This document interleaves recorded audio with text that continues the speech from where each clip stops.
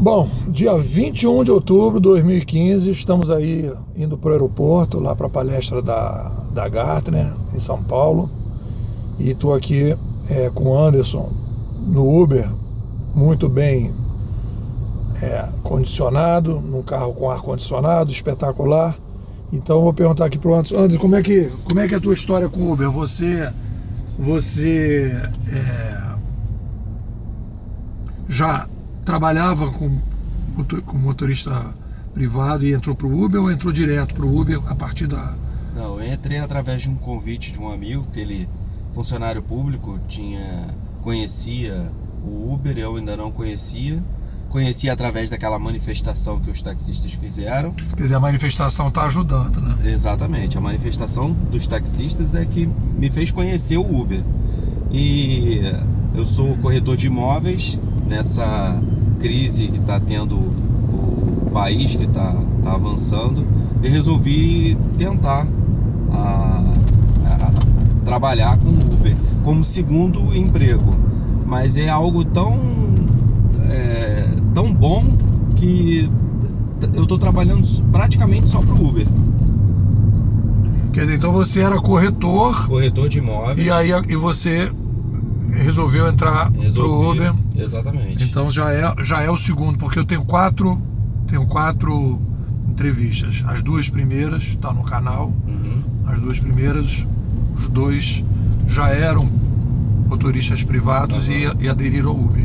E você e o último que eu entrevistei também migraram pro Uber. Há quanto tempo você já está no Uber? Eu estou há um mês.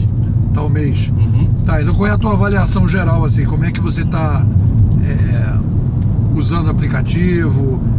Sim, o aplicativo eu acho que é o fundamental, é a ferramenta principal do Uber, porque ele foi feito de uma maneira que me deixa mais seguro, porque não envolve dinheiro, deixa o passageiro mais seguro, porque tem um cadastro por trás, tanto do passageiro quanto do motorista.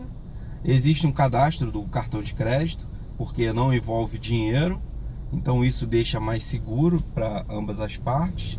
E a questão de ele estar vinculado a um GPS, tanto o Google quanto o Waze, também facilita para conhecer melhor as rotas da cidade e os trajetos que estão interrompidos ou com algum problema em tempo real. E outra coisa que o aplicativo também me dá essa vantagem eu não preciso ficar rodando à toa. Ele me joga direto a partir de um pedido que é feito através do GPS, que ele vê qual é o motorista mais próximo daquele pedido. Então isso aí já não me faz ter um custo maior, como o do taxista, que fica rodando, esperando o tiro, que eles chamam. Eu não preciso ficar esperando, eu posso parar num ponto e esperar o aplicativo chamar. Outra coisa boa do aplicativo é que ele direciona os motoristas direto para onde tem a demanda. Por exemplo, eu tenho uma demanda maior na Zona Sul, então eles, através de incentivos, eles jogam essa demanda dos motoristas para onde está realmente precisando. Então não fica muitos carros da Uber rodando no mesmo lugar à toa. Não, eles vão direto para onde está a demanda.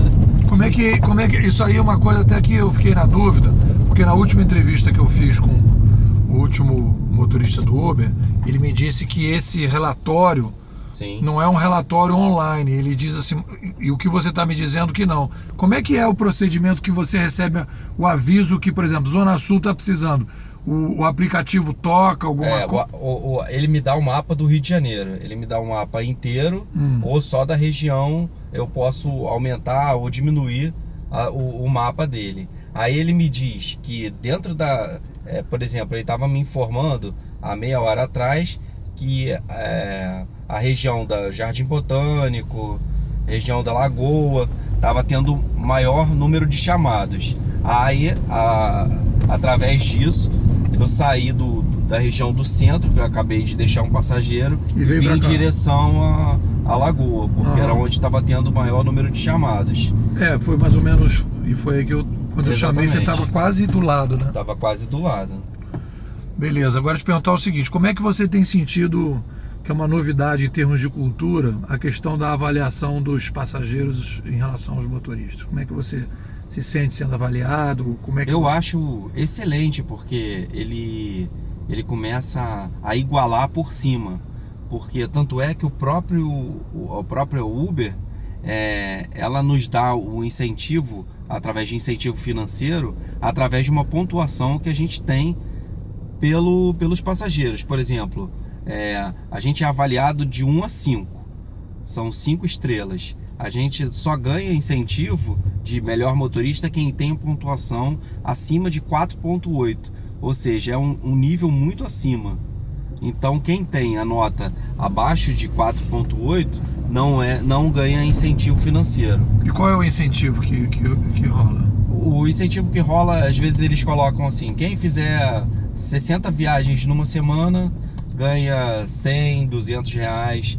Aí isso já dá um incentivo para pagar os custos do veículo, custo de combustível. Então, mas tem uma coisa das viagens, mas a viagem atrelada também à avaliação. Não adianta, exatamente. Não adianta fazer 100 viagens e levar. O pessoal tinha me falado que se o cara não tiver 4,6 estrelinhas, ele dança. É isso mesmo, não? Eu escutei também de um outro motorista que ele não tinha 4,6 de nota, aí foi convidado a participar de uma reciclagem.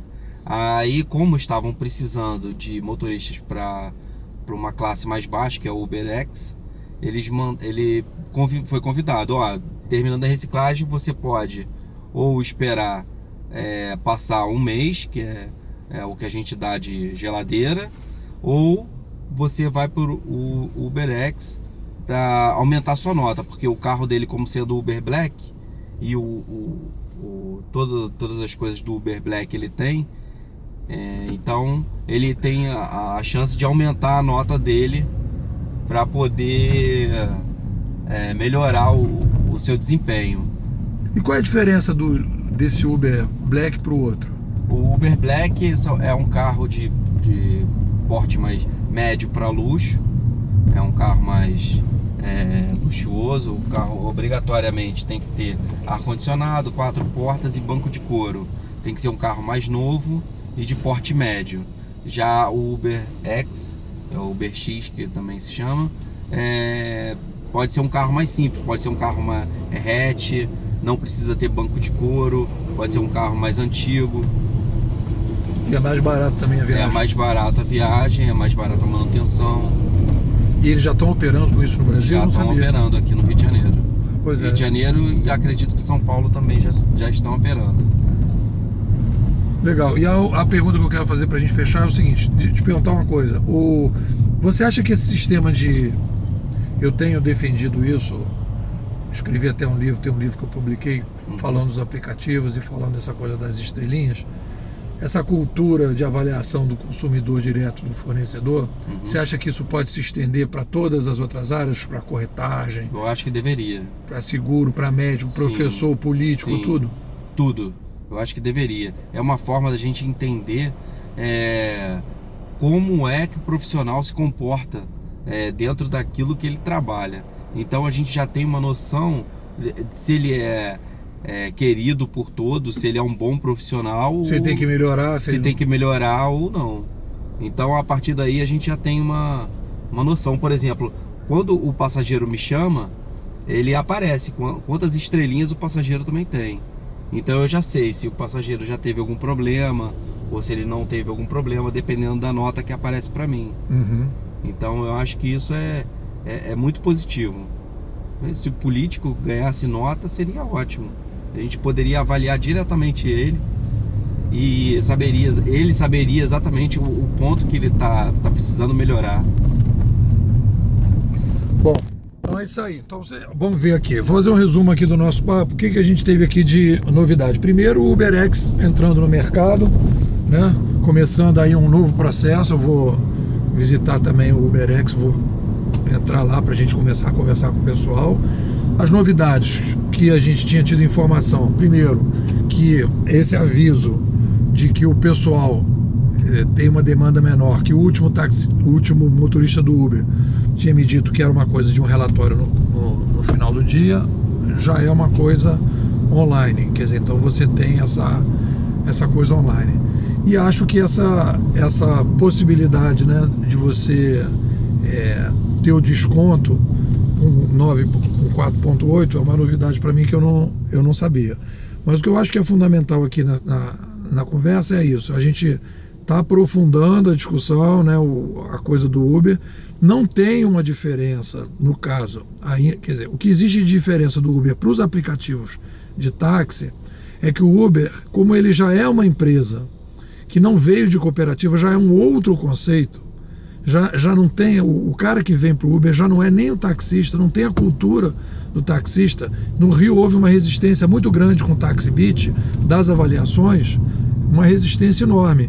Então o que acontece? O Uber já entra nessa questão e o Uber é o seguinte, a estrutura mais importante do Uber é a avaliação, porque vai fazer com que passageiro e motorista se encontrem e quando são avaliados, né, a autogestão resolve, né, o problema que vai depurando o processo sem precisar de um fiscalizador central, que é o caso do táxi, que fica esperando a prefeitura, todo mundo reclamando que a prefeitura tem que fiscalizar e não tem que fiscalizar. Só faltar uma última pergunta que eu queria fazer contigo, é o seguinte: como é que você está vendo essa briga aí de taxista com o pessoal do Uber? Eu vejo que é uma briga política, porque o taxista realmente, aquele que detém a autonomia, aquele que é dono da sua própria autonomia, que não tem que pagar diária ou aluguel do carro, alguma outra coisa assim, esse taxista ele não está preocupado com o Uber, porque o mercado existe para todos. Até mesmo porque nem todo mundo tem smartphone para poder chamar, ou então não tem tempo para poder ficar esperando um carro da Uber passar. Então esse taxista realmente ele não está preocupado. O que eu vejo é que é um processo político, que os vereadores que detêm boa parte das autonomias brigam para continuar com esse monopólio e tirar essa questão do Uber, e eles colocam como se fosse um concorrente, sendo que de fato ele não é. Ele acaba fazendo migrar, por exemplo, esses motoristas que pagam aluguel, eles podem muito bem pagar a prestação de um carro, que o carro vai ser dele e ele dono do próprio negócio. É isso que a Uber traz. Por exemplo, hoje a Uber também nos trouxe essa questão no Rio de Janeiro não existe mais carro preto usado para ser vendido no mercado, de tanto a procura. Qualquer concessionária eu já procurei carro preto, tá difícil de encontrar. Movimentou a economia de uma maneira direta, que é dando mais emprego, e de uma maneira indireta também, com a venda de carros, com financiamento, com seguro. Então eu acho que isso foi um caso positivo. E outra questão da briga também, eu não vejo, eu nunca tive problema com taxista ou com o poder público de proibir ou não proibir.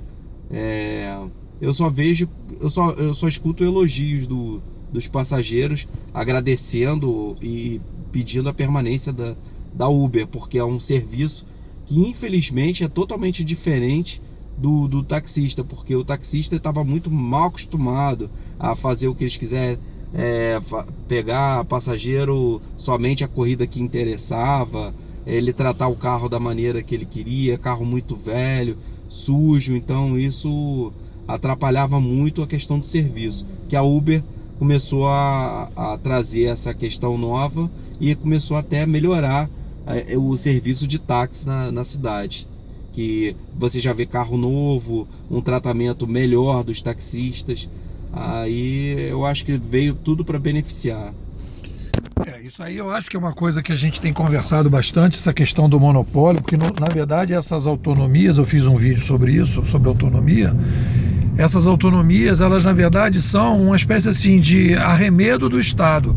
O Estado controla, E a partir daí, com esse controle do Estado, o que vai acontecer? Você tem todo um trânsito nesse processo. E com essa história de você, do Uber, ser quase um microempreendedor, porque o Uber é um empreendedor, é um profissional liberal que está trabalhando, né? E o Uber só faz. Eu tenho uma entrevista do Uber que vocês podem ver, eu vou botar o link aqui embaixo, depois eu vou botar o link aqui embaixo, que é o seguinte, é o cara do Uber dando uma entrevista para aquele pessoal, é um site, eu acho que é Arena, Men in Arena, um negócio assim, M-A-I, é Homem na Arena, né? Men in Arena. Eles entrevistaram o cara do Uber, e o cara do Uber diz uma coisa muito importante. Ele disse que o cliente dele não é o motorista nem o passageiro, são os dois. Então o que é um outro modelo de organização, que eu acredito que é isso que eu vou dizer em São Paulo, que as organizações futuras serão mais ou menos no modelo Uber. Não vai ter patrão, não vai ter empregado, vão ser microempreendedores se relacionando direto com o consumidor. Bom, estamos aqui, mais uma vez, registrando aí essas mudanças que estão acontecendo dentro do processo. É isso.